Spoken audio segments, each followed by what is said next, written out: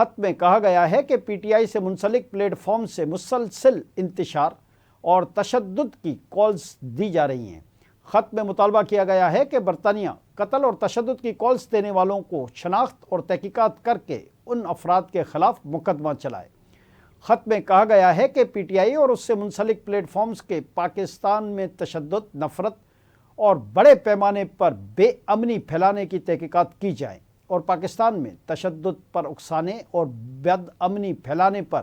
P T I کے کچھ لوگوں پر فیصلہ کن قانونی و انتظامی کارروائی کی جائے،